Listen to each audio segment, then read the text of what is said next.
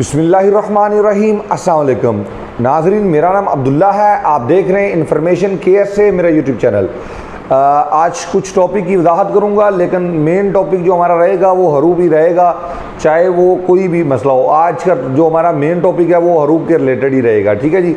सबसे पहले मैं आप लोगों को बता दूं मेरे भाई, हरूब के मतलब कि पहले आप लोग जब हरूब में पकड़े जाते थे, तरहेल ले जाया जाता था या तरहेल के अंदर बसमा वगैरह लग जाता था, तो वहाँ पे कोई आदमी जो हमारे बांग्लादेशी भाई थे या कोई और वहाँ पे मौजूद जो होते थे, बहरहाल आप लोग अच्छे से जानते हैं कि उनके साथ एक डील के ज़रिए बंदा बाहर आ जाता था।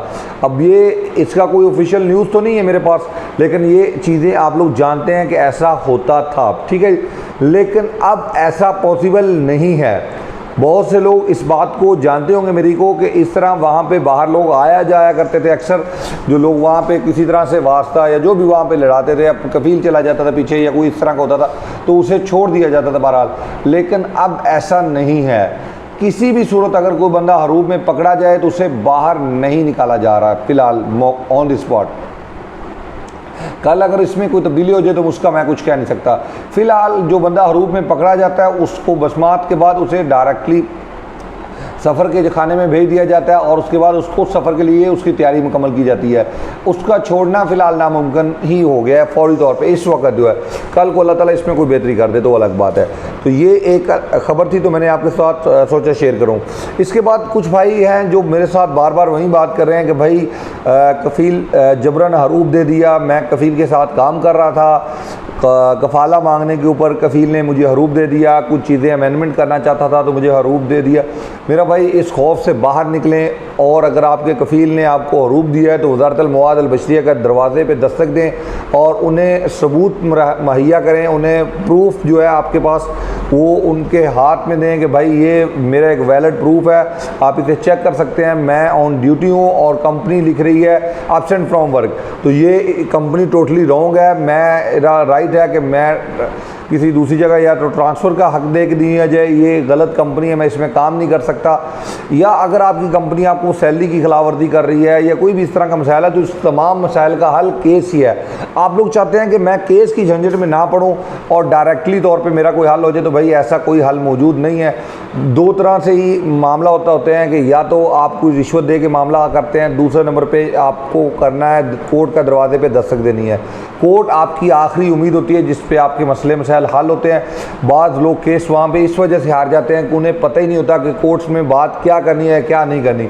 फॉर एग्जांपल, आप लोग नोटिस पीरियड को चैलेंज नहीं कर सकते। आपका जब दिल चाहता है, आप समझते हैं कि मेरा आज दिल कर रही है ट्रांसफ़र का तो मैं अभी ट्रांसफ़र कर सकता हूँ, कोई इशू नहीं है। भाई इस तरह नहीं होता। कॉन्ट्रैक्ट की एक डेट है, आपने उस डेट टू डेट चलना है। अगर किसी के कॉन्ट्रैक्ट नहीं है तो गवर्नमेंट इस बारे में वादा कर चुकी है कि जो आपका वर्क परमिट है यही आपकी डेट होगी, कॉन्ट्रैक्ट की डेट मानी जाएगी। यानी अगर किसी की कॉन्ट्रैक्ट की डेट नहीं शो हो रही किसी वजह से, या उसका कंपनी के साथ कोई सिरे से कॉन्ट्रैक्ट ही नहीं है, तो गवर्नमेंट वादा कर चुकी है कि वो फिर वर्क परमिट जो है वहीं उसका कॉन्ट्रैक्ट की डेट मानी जाएगी। और हर साल इसे रिन्यू करना होता है। आप लोग जानते हैं कामे के लिए वर्क परमिट को रिन्यू करना लाजम है, क्योंकि वर्क परमिट जो होता है ये आपको मुकाबल माली के लिए फ़ीस जो पे करते हैं, मकतब अमल का जैसे हम बोलते हैं उसे मुकाबल माली बोलते हैं। जब फ़ीस वो पे करेंगे तभी आपको कर्त अमल का से रुखसत अमल जारी होगा, तो इसे ही हम कहते हैं वर्क परमिट इंग्लिश में। ठीक है जी। तो ये जारी होता है। ये जो मकतब अमल की फ़ीस है, चाहे कोई फ़र्दी मुसस्सा में 100 रियाल होती है, अगर कोई बड़ी कंपनी में है तो वो 9600 रियाल होती है। आजकल तो वैसे साय ख़ास अमल मंजली के बारे में भी ख़बरें आ रही हैं, लेकिन फ़िलहाल ये लागू नहीं है। अगर इस वक्त किसी कफ़ील के पास कुछ ज़्यादा माल भी मौजूद हैं तो मेरे पास ऐसी ख़बरें मौजूद हैं कि ऐसा फ़िलहाल इस पर कोई यानी अमल दरामद का आगाज़ नहीं है। मेरे ख्याल में 1 साल बाद मोहलत दी गई इनको, 1 साल बाद ऐसा होगा। लेकिन जो फ़िलहाल है वो यही चीज़ है कि आपको दरवाज़े पे दस्तक देनी होगी अदालत के। बहुत ज़्यादा भाइयों को इन मसाइल का सामना है और आप लोगों को पता होना चाहिए कि जब भी आप लोग ज़्यादती करते हैं, गलती करते हैं, तभी आपका या मासूमियत में बहुत ज़्यादा रह जाते हैं तो उससे का गलत फ़ायदा उठाया जाता है। तो आपको अपनी बात कहनी आनी चाहिए। डायरेक्टली जाके कोर्ट में कह देना मैं इसके साथ काम नहीं करूँगा, मुझे सैलरी कम देता है, मुझे वहाँ पे सैलरी की ऑफ़र अच्छी है, ये कोई आर्ग्यूमेंट काबिल कबूल नहीं है। ये वैलिड आपके लिए हैं लेकिन उनके लिए नहीं है। आपको इस तरह तो ऑफ़र मिलती जाएगी, तो आप तो फिर किसी कंपनी में काम ही नहीं कर सकेंगे।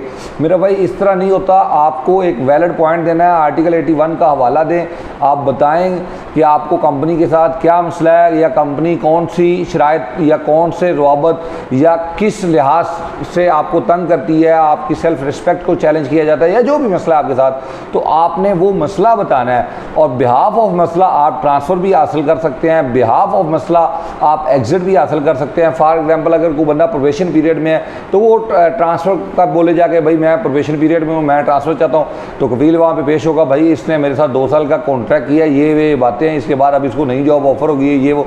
तो इन केसेस में जितना फैसला है वो ज़्यादातर यही है प्रोबेशन पीरियड में कि आपको एग्जिट दिया जाता है, आप जाएँ और नए वीज़े पर आ जाए। वीज़े के मतलब मैं 12 दफ़ा आपको आगाह कर चुका हूँ कि वीज़े मौजूद हैं मेरे पास सऊदी अरबिया के लिए, तमाम मालिक के लिए, बशमूल पाकिस्तान, इंडिया, बांग्लादेश, इन तीनों ममालिक के लिए वीज़े मेरे पास दस्तियाब हैं। जो भाई भी वीज़ा हासिल करना चाहता है वो मुझसे रब्ता कर ले, ठीक है जी। तो एक बात तो ये होगी। दूसरी बात हरूप के मतलब फिर से दोबारा से दोहरा दें कि भाई हरूप एक आपका वीज़ा एक्सपायर करता है, इसलिए इससे बचना है। कंपनी के साथ बिला वजह फ़ाइट में नहीं जाना। अगर कंपनी आपको सैलरी टाइम टू टाइम दे रही है, कंपनी सैलरी आपकी ठीक है, तो फिर खौफज़दा ना हुआ करें। अगर आपकी एक्सपायरी डेट कॉन्ट्रैक्ट की नहीं है, जस्ट एक्सपायरी डेट मेंशन कर दें। बाद कंपनियों एक अच्छी सैलरी देते हैं, वेल सैलरी दे रहे होते हैं, एक अच्छे तरीके से काम कर रही होती हैं, तो अब वहाँ पे जस्ट गोशी पे वो लोग जो फीड करते हैं सैलरी, क्योंकि तामीनत इजमाइया का एक फतूरा होता है, ये एक इंश्योरेंस के लिए फतूरा यानी रसीद पे की जाती है यहाँ पे आपकी।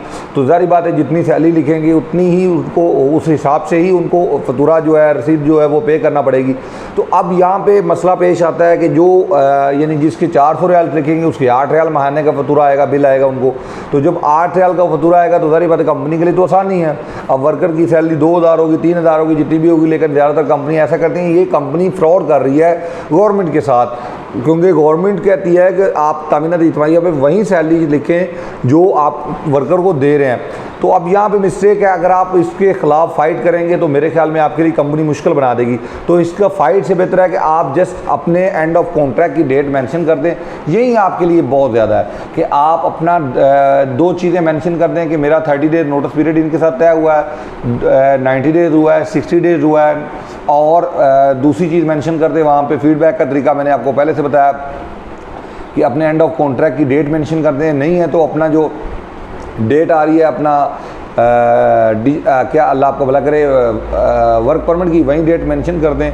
वर्क परमिट अगर एक्सपायर है तो आपका कॉन्ट्रैक्ट वैलिड नहीं तस्वर किया जाएगा। अगर कॉन्ट्रैक्ट वैलिड भी है तो भी वैलिड नहीं है, आप ट्रांसफ़र का हक़ रखते हैं। अगर आपका इकामा एक्सपायर है तो भी आप ट्रांसफ़र का हक़ रखते हैं, कोई इशू नहीं, आप ट्रांसफ़र कर सकते हैं। कॉन्ट्रैक्ट जितना भी बाकी हो आप ट्रांसफ़र कर सकते हैं। बिहाफ तरीका होता है हर काम का, अगर आप कोई गलत तरीका अपनाएंगे तो यकीनन आपको नुकसान होगा। तो मैं आपको 12 दफ़ा कहता हूँ सही तरीका अपनाया करें, सही तरीके पे अमल करें। फ़िलहाल हमने मेंबरशिप मैंने आज से रोक दी है, स्टॉप कर रहे हैं मेंबरशिप को। इंशाल्लाह ताला नेक्स्ट दोबारा इसका आगाज़ करेंगे। कोई भाई मेंबरशिप फ़ीस पे अब ना करे नेक्स्ट मेरे ऐलान तक, ठीक है जी। इंशाल्लाह ताला बहुत जल्द हम दोबारा से मेंबरशिप ओपन करेंगे। पहले हम इन भाइयों जो हमारे भाई ऐड हो चुके हैं, मैंने इसमें अपना कज़न भी शामिल किया, तो वो अब ज़्यादातर जो भाई हमने हमारे सामने मसले मसाइल आ रहे हैं तो हम इनसे निकल लें, फिर इंशाल्लाह ताला नई मेंबरशिप का आगाज़ दोबारा से करेंगे। इस दौरान अगर किसी भाई को कोई मसला है तो वो मेरे साथ कमेंट्स में बात कर सकता है। आप कमेंट्स करेंगे, हम कमेंट्स में लाजमी जवाब देंगे। और आप लोगों के लिए हमने लाइव सेशन का आगाज़ कर रहे हैं संडे की संडे। हर संडे को आपके साथ लाइव सेशन होगा रात को। तो इसका वक्त आप मुझे बता दें कौन सा वक्त बेहतर रहेगा, संडे को या फ्राइडे को अगर रखना है तो वो भी ठीक है। मेरे ख्याल में फ्राइडे एक छुट्टी का दिन है, लोग अपने कामों में मसरूफ़ होते हैं, तो मैं संडे पहला दिन दुआम का इसको रखना चाहता हूँ। इसको आप देख लें संडे या फ्राइडे, और टाइम आप मुझे बता दें कमेंट्स में, तो मैं उसी के मुताबिक हम एक लाइव सेशन कर लिया करेंगे हर हफ्ते में एक दफ़ा। इंशाल्लाह ताला 1 से 2 घंटे आपको हर हफ्ते में अब मिला करेंगे। आज से आप तय कर लें, दोबारा से लाइव सेशन स्टार्ट कर दें। बहुत बहुत शुक्रिया, ढेर सारा ख्याल रखिएगा। अल्लाह हाफिज़।